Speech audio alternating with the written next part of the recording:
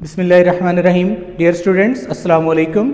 आज मैं आपको chapter number 21 second year nuclear physics का इंट्रोडक्टरी लेक्चर दे रहा हूँ और ये लेक्चर पैराडाइज कॉलेज शकरगढ़ की तरफ से आपको ऑनलाइन भेजा जा रहा है। तो आइए शुरू करते हैं। स्टूडेंट्स, चैप्टर का टाइटल नेम है न्यूक्लियर फिजिक्स। आप इसके नाम पे ज़रा गौर करें तो हमें पता चलता है कि फिजिक्स की वो ब्रांच जो एटम के न्यूक्लियस को डिस्कस करेगी। ठीक है, तो डेफिनेशन आपके सामने मैंने लिख दी है पहले ही कि branch of physics which deals with the study of nucleus of an atom.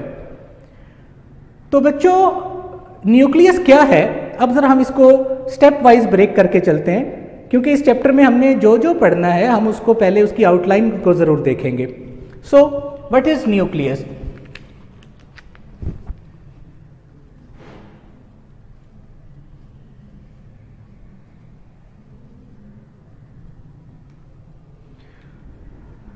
आप प्रीवियस क्लासेस में पढ़ के आए हैं कि एक आइसोलेटेड एटम के अंदर एक सेंट्रल पार्ट उसका न्यूक्लियस होता है जिसपे पॉजिटिव चार्ज होता है, और उस न्यूक्लियस के साइज से 1,00,000 गुना 10⁵ टाइम्स ग्रेटर एटम का अपना साइज होता है। और उस न्यूक्लियस के अंदर कॉन्स्टिट्यूएंट पार्टिकल्स प्रोटॉन और न्यूट्रॉन होते हैं।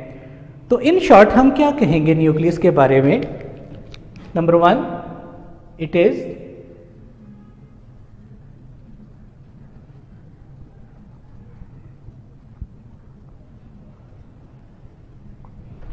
Is the control centre of an atom. मैं इस पॉइंट को एक्सप्लेन कर दूं, कंट्रोल सेंटर इसे क्यों कहते हैं। देखो, उसकी वजह यह है कि एक एटम के अपने मैस का तकरीबन 99.9% मैस उसके न्यूक्लियस में होता है। तो मैं एक आइसोलेटेड एटम की अगर पिक्चर बोर्ड के ऊपर ड्रॉ करता हूं तो फिर आप इस चीज से अंदाजा लगाएंगे कि हम किस तरह आइसोलेटेड एटम, कम्प्लेक्स मटेरियल की हम बात नहीं कर रहे, कि हम उसमें देखेंगे कि किस तरीके से एक न्यूक्लियस को हम दिखाते हैं।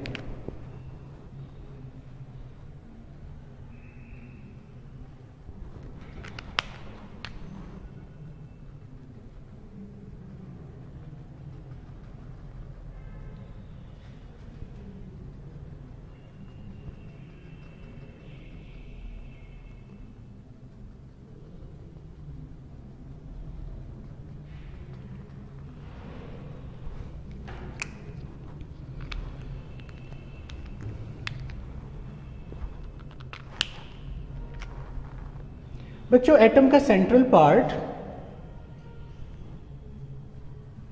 न्यूक्लियस है, और ये nucleus comparatively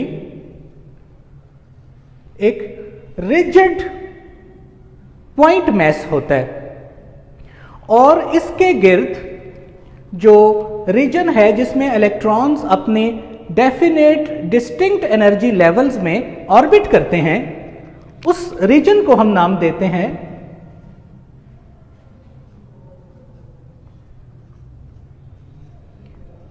Fuji reason.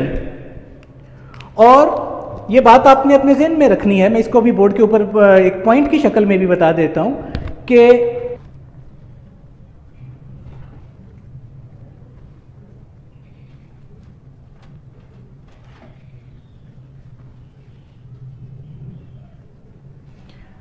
Atom का साइज न्यूक्लियस के साइज से 10⁵ टाइम्स ग्रेटर है। 10⁵ मीन्स 1,00,000 गुना।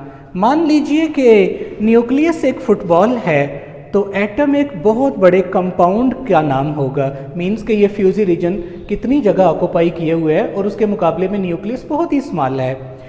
हम अपने टाइटल नेम पे 1 मिनट के लिए दोबारा आते हैं कि न्यूक्लियर फिजिक्स में एटम को हमने स्टडी नहीं करना, बल्कि सिर्फ उसके न्यूक्लियस को स्टडी करना है। तो न्यूक्लियस की फिजिक्स जो है वो एक वास्ट डाइवर्सिटी है। ठीक है, मैं न्यूक्लियर फिजिक्स के साथ ही इस पॉइंट को बोर्ड के ऊपर एक दफा बता दूं कि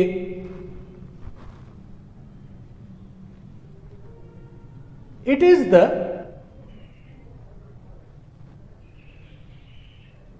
फोर फ्रंट ऑफ फिजिक्स।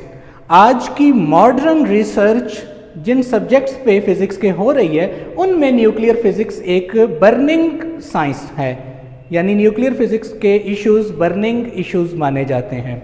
ठीक है, तो साइज ऑफ एटम न्यूक्लियस के साइज से 10⁵ टाइम्स ग्रेटर है। ये सेकंड पॉइंट आपके सामने। नंबर 3, ऑलमोस्ट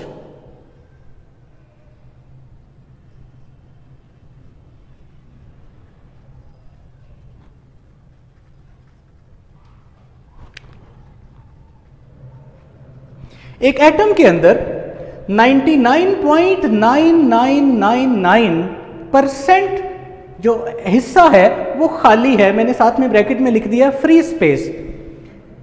हम थोड़ा बात से निकल ना जाएं, लेकिन मैं आपको थोड़ा सा इसकी बैकग्राउंड बता दूं कि फ्री स्पेस का मतलब ये नहीं आपने लेना कि ये कुछ नहीं है, नथिंग नहीं कह सकते। फ्री स्पेस कुछ और है और नथिंग कुछ और है।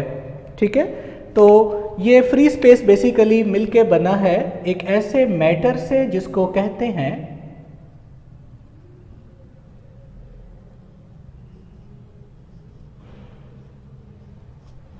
Dark matter.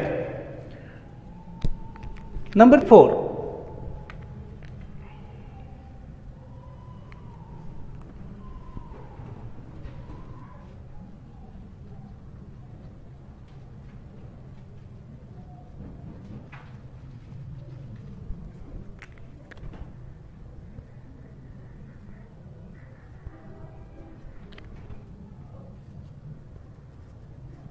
There are constituent particles. वो पार्टिकल्स जिनसे मिलकर न्यूक्लियस बना है, जिसको ब्रैकेट में लिखा है protons and neutrons inside the nucleus. Means के न्यूक्लियस भी कोई रैशनल आइसोलेटेड पार्टिकल नहीं है, बल्कि न्यूक्लियस भी किसी से मिलकर बना है। और ये इससे अगले स्टेप में अब आपको बताएंगे न्यूक्लियस की हिस्ट्री के साथ कि किस तरह से ये न्यूक्लियस की डिस्कवरी सबसे पहले आई और इब्तदाई साइंस में इसको क्या माना गया और आज की मॉडर्न साइंस इसको क्या कहती है। तो बात करते हैं न्यूक्लियस की डिस्कवरी। ये 1901 बाय रदरफोर्ड।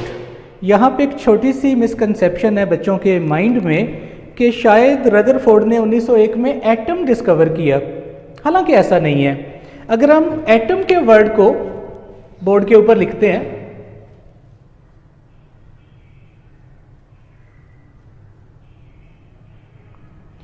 तो आप जानते हैं कि ये लैटिन वर्ड एटॉमस से लिया गया है, जिसका मतलब है इनडिविजिबल।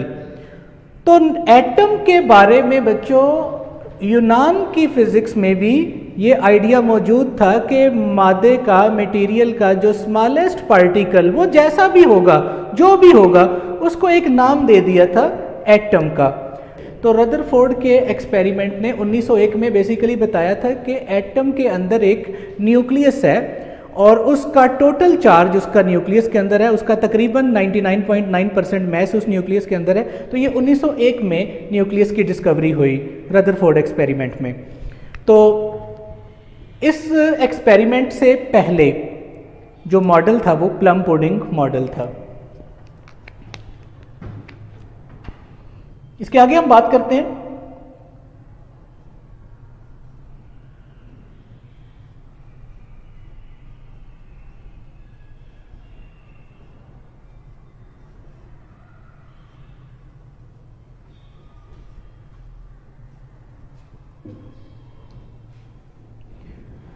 तो बच्चों बात करने लगे न्यूक्लियर सिस्टमैटिक्स पर। अब हम एटम का, आइसोलेटेड एटम के वो फ्यूजी रीजन को नहीं बनाएंगे, हम सिर्फ न्यूक्लियस तक ही बात को करेंगे। ये साइज में मैं थोड़ा बड़ा इसलिए बना रहा हूं कि हमने इसके अंदर पार्टिकल्स को दिखाना है। तो बेटा न्यूक्लियस के अंदर पाए जाते हैं प्रोटॉन्स प्लस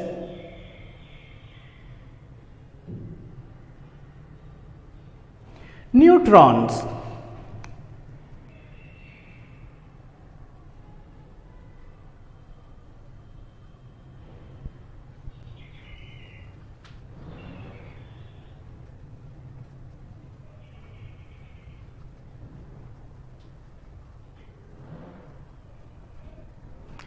एक न्यूक्लियस के अंदर प्रोटॉन्स की तादाद उसका चार्ज नंबर कहलाती है और उसको रिप्रेजेंट किया जाता है कैपिटल Z से।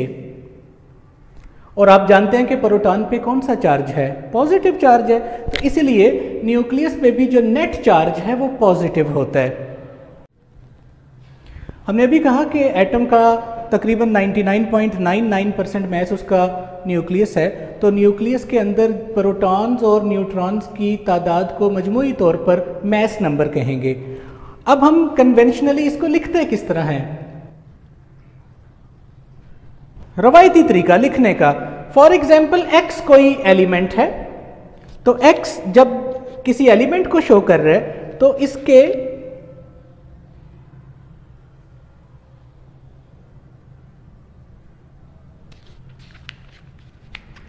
नीचे चार्ज नंबर और ऊपर मैस नंबर को रिप्रेजेंट किया जाता है। हम कुछ एग्जाम्पल ले लेते हैं, वहां से हम आइडिया लगाएंगे। फॉर एग्जाम्पल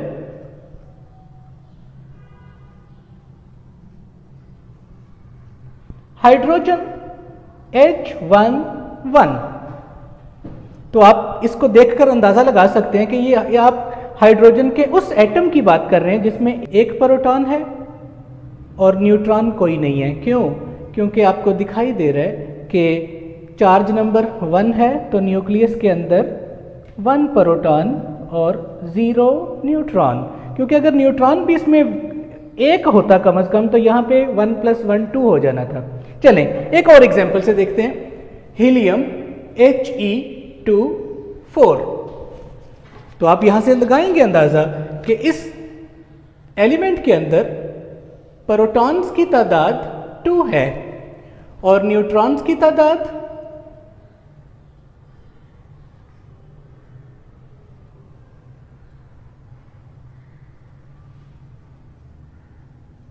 वो भी 2 है। तो नंबर ऑफ न्यूट्रॉन्स कैसे फाइंड करते हैं? नंबर ऑफ न्यूट्रॉन्स फाइंड करने का तरीका है कि आप मैस नंबर में से चार्ज नंबर को माइनस कर दें। ठीक है, तो मैं आपको एक छोटी सी एग्जांपल बोर्ड पे लिखता हूँ, आपने इसको सॉल्व करना है कि फॉर यूरेनियम 92 234, इसके अंदर न्यूट्रॉन्स की तादाद कितनी है, इसका चार्ज नंबर कितना है और इसका मैस नंबर कितना है, ये आपने खुद फाइंड करना है और इसको अपने एक पेज के ऊपर लिखना है। तो स्टूडेंट्स, यहाँ पे एक सवाल उठता है कि प्रोटॉन पे पॉजिटिव चार्ज है और चैप्टर नंबर 12 में सेकेंड ईयर के आप पढ़ के आए हैं कि 2 लाइक चार्जेस आपस में रिपेल करते हैं। तो इस तरह के एलिमेंट्स भी हैं जिनके न्यूक्लियस में 10 प्रोटॉन, 15, 20, 25 और ये 80, 85, 100 इससे ज़्यादा हो सकते हैं। तो ये प्रोटॉन्स जब एक दूसरे को रिपेल करेंगे तो न्यूक्लियस को तो डिसइंटीग्रेट हो जाना चाहिए, नेचुरली स्प्लिट कर जाना चाहिए, लेकिन उसके बावजूद हमने पढ़ा है कि न्यूक्लियस एक टाइट बाउंड्री के अंदर बड़ा पैक्ड सिस्टम रखता है। चले ये तो मानते हैं कि न्यूट्रॉन पे कोई चार्ज नहीं है, लेकिन एटलीस्ट प्रोटॉन का पेयर है तो उसको तो एक दूसरे को रिपेल करना चाहिए। हालांकि न्यूक्लियस के अंदर पेयर प्रोटॉन न्यूट्रॉन का भी होता है, न्यूट्रॉन न्यूट्रॉन का भी होता है। तो कोई ऐसी फोर्स जरूर है जो उनकी रिपल्शन के बावजूद उनको एक खास डिस्टेंस पर पैक करके रखती है, बांध के रखती है। तो उस फोर्स को नाम दिया गया है स्ट्रॉन्ग न्यूक्लियर फोर्स। जब हम नेक्स्ट लेक्चर में आएंगे तो हम इस फोर्स की रीज़न भी डिस्कस करेंगे। फिलहाल हम इसके रीज़न पे बात नहीं कर रहे क्योंकि बात जो है वो यहीं पे लंबी हो जाएगी। स्ट्रॉन्ग न्यूक्लियर फोर्स की डेफिनेशन है कि वो फोर्स जो ऑल न्यूक्लियॉन्स, जिसे ब्रैकेट में लिखा है प्रोटॉन्स और न्यूट्रॉन को ये के अंदर बाइंड करके रखे in spite of their repulsion between protons.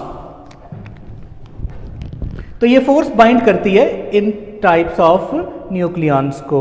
इसको नाम दिया गया है स्ट्रॉन्ग न्यूक्लियर फोर्स। और मैं थोड़ा सा आपको इसकी वजाहत कर दूं कि जो स्ट्रॉन्ग न्यूक्लियर फोर्स है, इट इज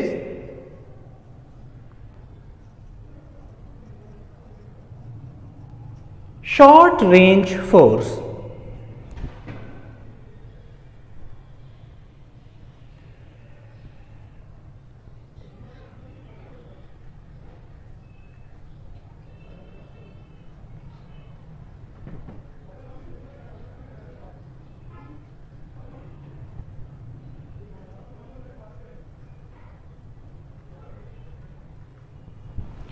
इस फोर्स की रेंज शॉर्ट है। रेंज कितनी है?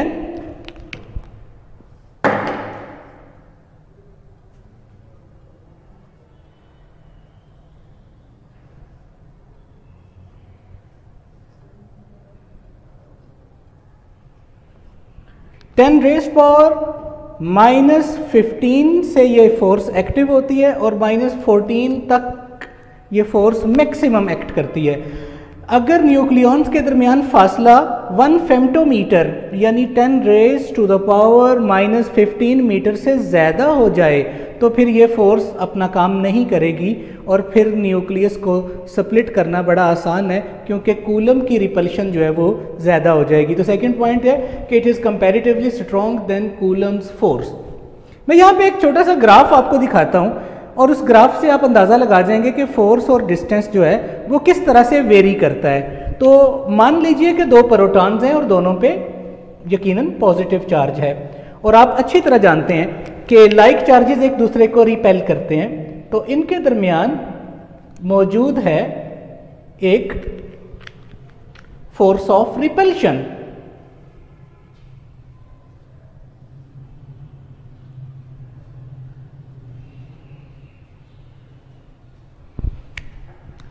अब हम क्या करते हैं, हम इन प्रोटॉन्स को क्लोज करते हैं। जब आप इन प्रोटॉन्स को के दरमियान जो डिस्टेंस है इस डिस्टेंस को कम करेंगे तो कूलम की रिपल्शन बढ़ेगी, क्योंकि आपने इलेक्ट्रोस्टैटिक फोर्स का जो फार्मूला पढ़ा है चैप्टर नंबर 12 में कि कूलम फोर्स की मैग्नीट्यूड इक्वल होती है coulomb constant into product of magnitudes divided by square of the distance. This is empirical law. तो ये लॉ तो बता रहा है कि आप अगर प्रोटॉन 1 और प्रोटॉन 2 को अगर क्लोज करते हैं तो इनके दरमियान रिपल्शन बढ़ती जाएगी, और क्लोज करेंगे रिपल्शन और बढ़ेगी, और क्लोज करेंगे रिपल्शन और बढ़ेगी, यहां तक कि आप इस रेंज के अंदर दाखिल हो जाते हैं। यानी दो प्रोटॉन्स एक दूसरे के इतने क्लोज आए कि उनके दरमियान डिस्टेंस 1 फेम्टोमीटर हो जाए। अब क्या होगा? अब रिपल्शन की फोर्स तो बढ़ रही है, लेकिन एक और फोर्स एक्टिव हो जाएगी जिसका नाम हमने बोर्ड पे लिखा है स्ट्रॉन्ग न्यूक्लियर फोर्स, और ये फोर्स उन प्रोटॉन्स को अब आपस में इस तरह से बांध देगी कि उनको जाने नहीं देगी। तो let's consider on the graph, यहां से हम आपको इसको इंडिकेट कराते हैं और इसका एक टाइटल पिक्चर आपको लगा के भी दिखा देंगे इस ग्राफ की।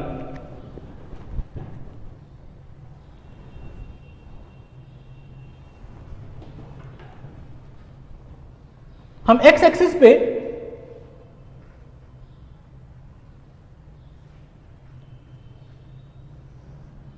डिस्टेंस को इंडिकेट कर रहे हैं,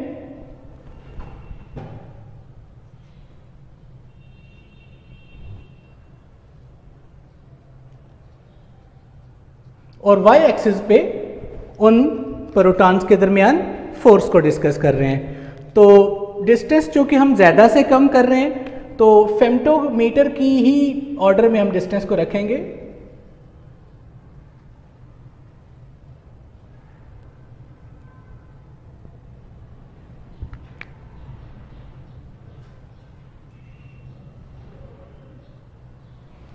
बच्चों, फेम्टो बहुत स्मॉल वैल्यू को कहते हैं, लेकिन चूंकि न्यूक्लियर फिजिक्स एक माइक्रो फिजिक्स है तो इसमें जितनी भी हम कैलकुलेशन करेंगे वो स्मॉल डिस्टेंसेस को, स्मॉल चार्जेस को, स्मॉल पार्टिकल्स को ही डील करेगी। ठीक है, तो एक हमारे पास जो ग्राफ का स्केच है उसमें आपको दिखाया गया है कि दो पार्टिकल के दरमियान डिस्टेंस शुरू में रखा 5 × 10⁻⁻15 मीटर। अब इस डिस्टेंस को कम किया। जब हमने डिस्टेंस को कम किया तो ये कूलम की जो रिपल्शन है वो यकीनन बढ़ेगी। डिस्टेंस को और कम करते हैं, ये फोर्स और बढ़ेगी। लेकिन एक्सपेरिमेंटली हमें कुछ इस तरह दिखाई दिया कि शुरू में ये फोर्स बढ़ती गई और एक ख़ास डिस्टेंस तक ये मैक्सिमम हो गई और आपको ये एक्सपोनेंशियल ग्रोथ इस फोर्स का दिखाई दे रहा है दो प्रोटॉन्स के दरमियान। लेकिन एक अजीब बात देखने को मिलती है इस ग्राफ में, जिसका हम जिक्र पहले कर चुके हैं, कि जब हम डिस्टेंस को कम कर रहे थे 5 × 10⁻⁻15 से 3 × 10⁻⁻15 तक आए और फिर 3 से 1 की तरफ जाएंगे, तो हमें क्या नज़र आएगा? हमें यह दिखाई दिया कि 3 फेम्टोमीटर से जब हमने डिस्टेंस को मज़ीद कम किया तो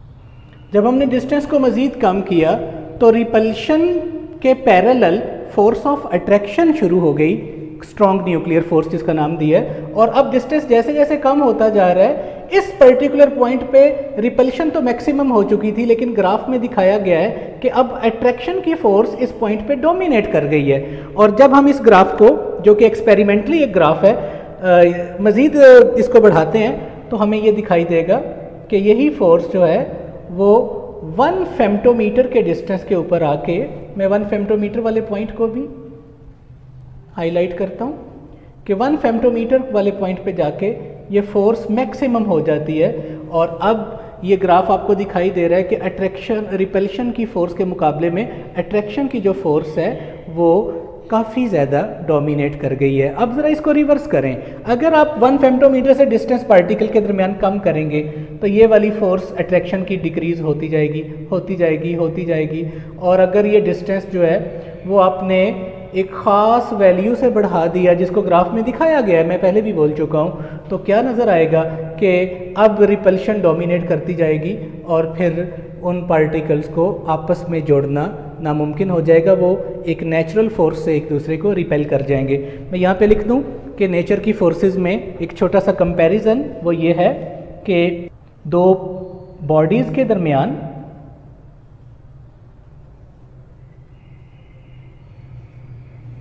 ग्रेविटेशनल फोर्स इससे ज़्यादा स्ट्रॉन्ग होती है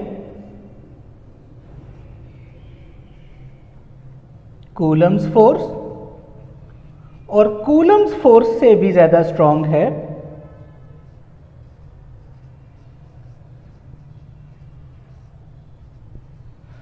न्यूक्लियर फोर्स। बच्चों, आपके जहन में ये बात आएगी कि न्यूक्लियर फोर्स के नाम के साथ हमने स्ट्रॉन्ग का वर्ड क्यों यूज़ किया।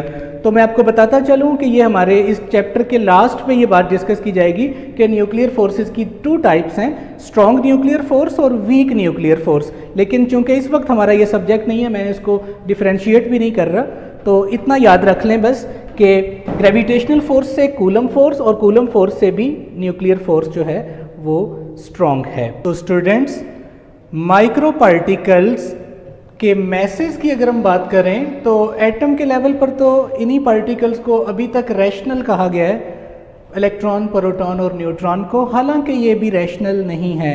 स्पेशली न्यूक्लियर फिजिक्स इनको कहेगी कि ये रैशनल नहीं है, ये भी किसी से मिलके बने हैं।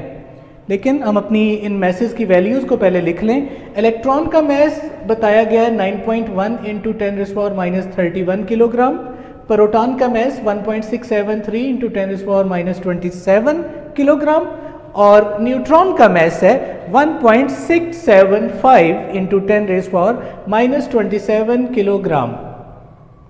अगर हम यूनिट किलोग्राम यूज़ करते हैं तो प्रोटॉन और न्यूट्रॉन के मैस में कोई ख़ास फ़र्क नहीं मिल रहा। लेकिन मैं आपसे एक बात पूछता हूँ कि क्या स्मॉल क्वांटिटी के लिए लार्ज यूनिट यूज़ करना ये फिजिबल है? इसकी मिसाल बिल्कुल इस तरह है कि कोई आपसे कहे कि एक अंडे का मैस आप टन में बताएं, तो आप यकीनन ये सवाल करेंगे कि भाई इतनी छोटी सी क्वांटिटी के लिए इतना बड़ा यूनिट क्यों? हालांकि आप बता तो फिर भी सकते हैं, कैलकुलेट भी हो सकता है कि एक अंडे का मैस एक टन का 40,000वां हिस्सा है या 30,000वां हिस्सा है, लेकिन ये फिजिबल नहीं है।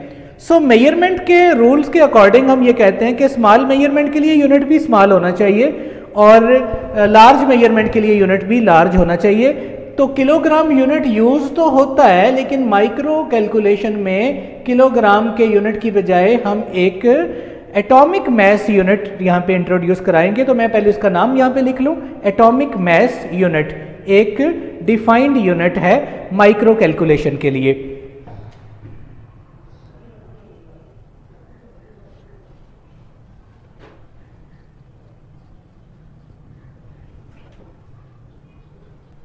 एटॉमिक मैस यूनिट जिसको शॉर्टली कहा जाता है AMU।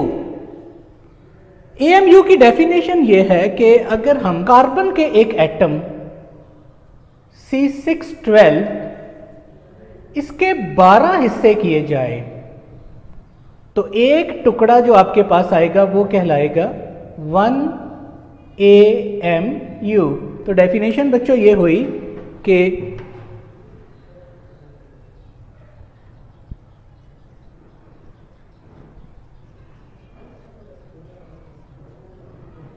कार्बन C612 का के एक एटम का 12वां हिस्सा, the 12th part of carbon C612।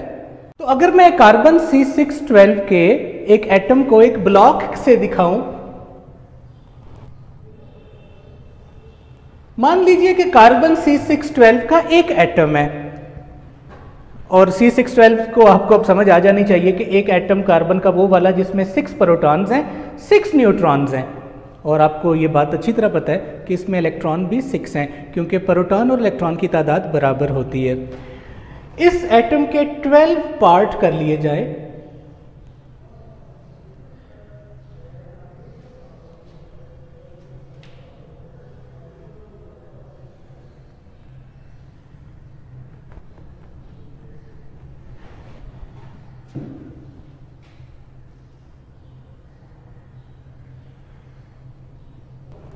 तो इसका एक टुकड़ा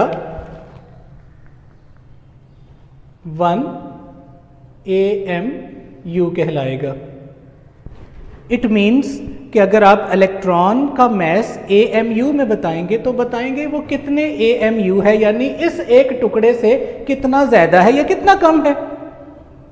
अच्छा, फिर यहाँ पे एक छोटा सा क्वेश्चन अराइज होता है और वो ये कि कार्बन को ही क्यों स्टैंडर्ड लिया? तो कार्बन की नेचर में स्टेबिलिटी, कार्बन का एटम 6 प्रोटॉन 6 न्यूट्रॉन 6 इलेक्ट्रॉन है, इक्वल नंबर ऑफ इसमें कॉन्स्टिट्यूएंट पार्टिकल्स हैं और नेचर में इसकी वास्ट एग्जिस्टेंस ही इसको स्टैंडर्ड बनाने के लिए यूज़ हुई। और कार्बन C612 के एक एटम का जो 12th पार्ट है, क्योंकि टोटल उसमें न्यूक्लियॉन्स की तादाद 12 थी तो फिर 12 पे डिवाइड करके आपके पास सिंगल AMU की वैल्यू आई। अब हम अगर AMU में बात करें तो 1 AMU की सबसे पहले वैल्यू बता दें आपके सामने कि ये 1.6606 इंटू 10⁻⁻27 किलोग्राम है। और अगर हम AMU का, जिसका सिंबल आपके सामने दिखाया है, अगर प्रोटॉन और न्यूट्रॉन के मैसेज को हम AMU में बताएं तो 1.007276 AMU और न्यूट्रॉन का मैस 1.008665 AMU। यहाँ अब आपको दिखाई दे रहा है कि प्रोटॉन का मैस और न्यूट्रॉन का मैस में फ़र्क नज़र आ रहा है। वो डिफरेंस जो किलोग्राम वाले में बहुत स्मॉल था, जो जिसको हम इग्नोर कर देते हैं और आमतौर पर बुक्स में लिख दिया जाता है कि प्रोटॉन और न्यूट्रॉन का मैस ऑलमोस्ट बराबर है, तो यहाँ AMU में तो इसने इस डिफरेंस को भी वाज़े कर दिया है। ठीक है,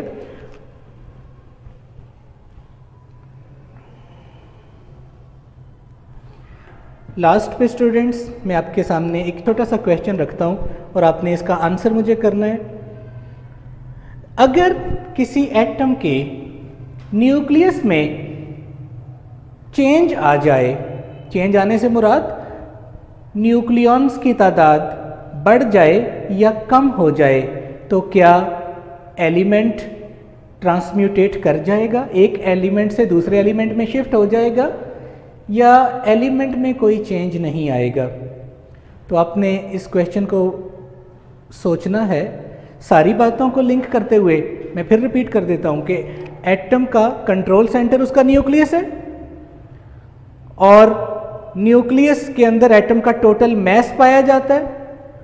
तो क्वेश्चन ये है कि अगर न्यूक्लियॉन्स की तादाद किसी भी तरीके से, वो न्यूक्लियर रिएक्शन कैसे होते हैं वो एक अलग बात है, किसी भी तरीके से न्यूक्लियस के अंदर प्रोटॉन या न्यूट्रॉन की तादाद में कुछ वेरिएशन आ जाए तो एलिमेंट वही रहेगा या वो शिफ्ट कर जाएगा किसी दूसरे एलिमेंट में। जी स्टूडेंट्स, प्रोटॉन और न्यूट्रॉन के मास आपके सामने हैं और यहाँ पे एक फार्मूला मैं बोर्ड पे लिखता हूँ जिसकी मदद से आप किसी भी एटम के न्यूक्लियस के रेडियस को फाइंड करना चाहें तो R is equal to R not into mass number की वैल्यू 1/3।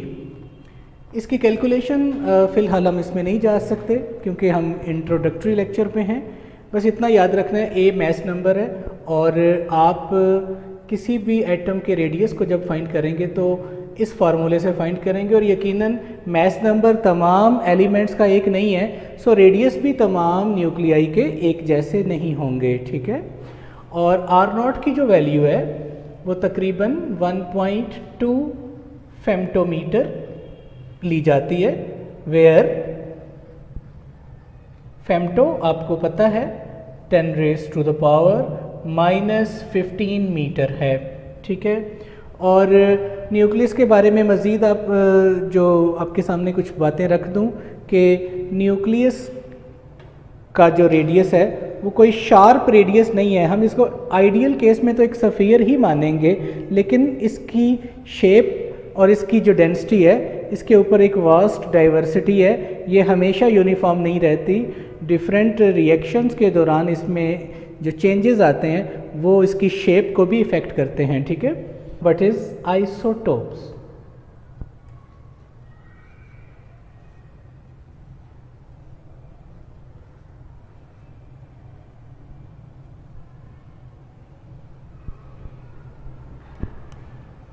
तो बेटा आइसोटोप्स की डेफिनेशन ये है कि किसी भी एलिमेंट के ऐसे एटम्स जिनके चार्ज नंबर सेम हो और मास नंबर डिफरेंट हो। मैं ज़रा डेफिनेशन बोर्ड पे लिख लूँ।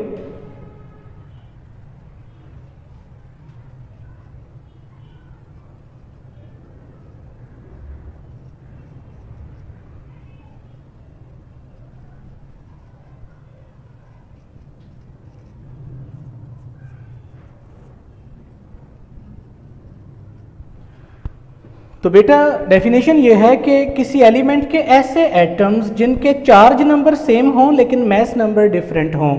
थोड़ा रिवाइज करें अपनी बात को जो शुरू में हमने बताई कि एक एटम के अंदर न्यूट्रॉन की तादाद अगर चेंज होगी तो यकीनन मास नंबर चेंज होगा, लेकिन चार्ज नंबर तब तक चेंज नहीं होगा जब तक प्रोटॉन की तादाद चेंज नहीं होगी।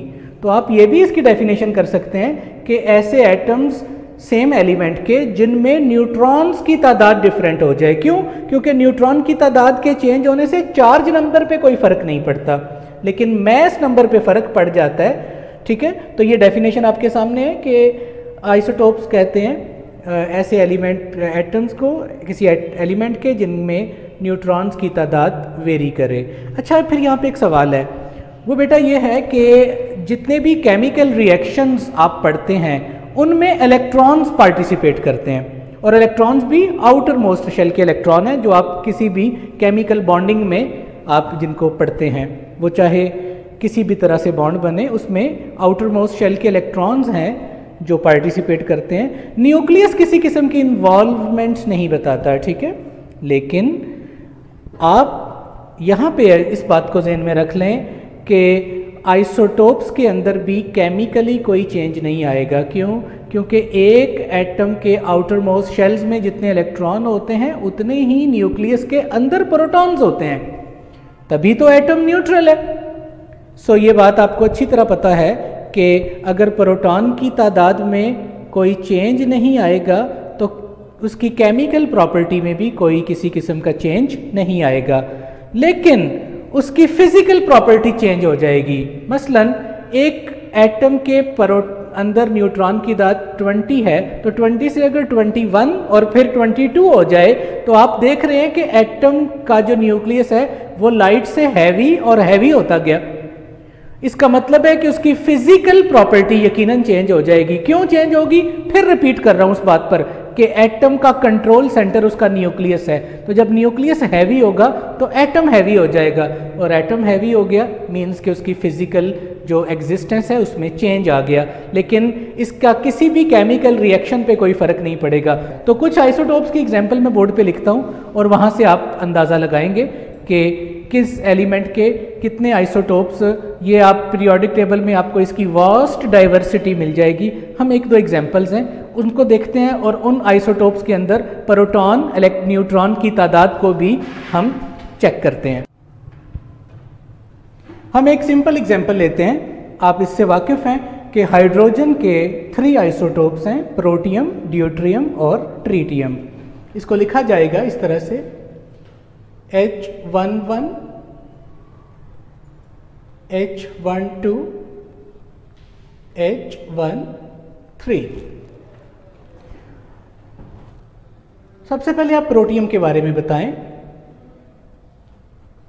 कि इसमें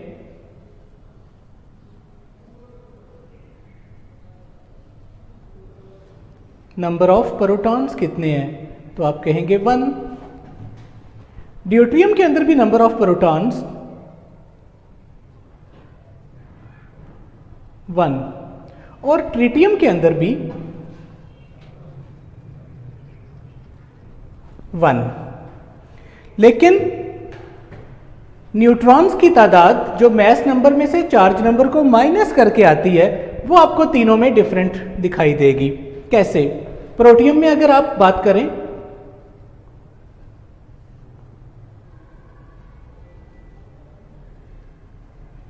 तो नंबर ऑफ न्यूट्रॉन्स हैं 0। ड्यूट्रियम के अंदर नंबर ऑफ न्यूट्रॉन्स 2 में से 1 को माइनस करें तो ये 1 है, और ट्रीटियम में नंबर ऑफ न्यूट्रॉन्स 3 में से 1 2। तो कौन सा एटम हैवी हुआ इन तीनों में, तो आप कहेंगे ट्रीटियम। तो ये फिजिकल प्रॉपर्टीज की चेंज हो जाएगी, लेकिन केमिकल प्रॉपर्टी में चूंकि न्यूक्लियस इन्वॉल्व नहीं होता तो केमिकली इसमें कोई चेंज नहीं आएगा। ठीक है, अब मैं आपके सामने अगर इन दो की बात करता हूँ, यूरेनियम 92-234 और यूरेनियम 92-236, तो आपके लिए ये बताना मुश्किल नहीं है कि इनमें ये वाला जो एटम है ये हैवी है इससे, क्योंकि इसमें न्यूट्रॉन्स ज़्यादा हैं। ठीक है, अब ये नेचर की एक तकसीम है कि नंबर ऑफ न्यूट्रॉन्स किसी भी एटम में कहाँ तक बढ़ सकते हैं और किसी एलिमेंट में कितने आइसोटोप्स उसके नेचर में एग्जिस्ट करते हैं, और क्या हम आइसोटोप्स की तादाद किसी it's self induced nuclear reaction में बढ़ा सकते हैं या नहीं। तो ये सारी बातें जो हैं ये हमारे आगे न्यूक्लियर रिएक्शंस में आपको बताई जाएंगी।